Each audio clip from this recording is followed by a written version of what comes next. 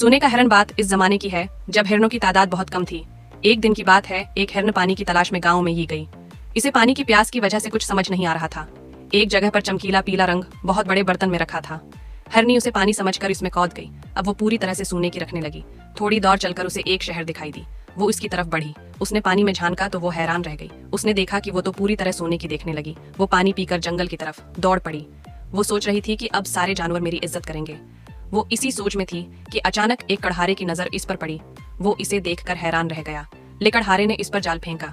हरनी सोच में थी, इसलिए आसानी से जाल में फंस गई। लिकड़हारा रोज जंगल में लकड़ियां का ले आया करता था, लेकिन उसने पहली बार सोने का हिरन देखा था। वो जल्द ही हिरन को अपने घर ले गया और उसे घर में बांध दिया।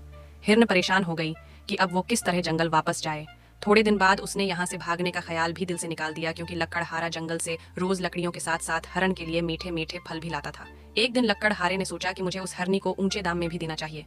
लकड़हारे ने कुछ ही दिनों बाद उसे दर्जी को बेच दिया। अब वर्जी उसे अच्छे अच्छे कपड़े पहनाता और उसके साथ ही अच्छे और मजेदार फल खाने को देता था। कुछ दिनों बाद हिरन ने दर्जी और एक जूते बनाने वाले को बात करते सुना। दर्जी जूते वाले से कह रहा था कि मेरे पास एक सोने का हिरन है, मैं उसे बेचना चाहता हूँ, क्या तुम उसे खरीदोगे? ये सुनकर जूते वाले की सीखें चमक गईं। इसने उसे खरीदने के लिए 5 दिन का वक्त मांगा। हिरन इन दोनों की बातें सुनकर बहुत उदास हो गई, क्योंकि दर्जी उसका बहुत ख्याल रखता था, अच्छे अच्छे फल खिलाता।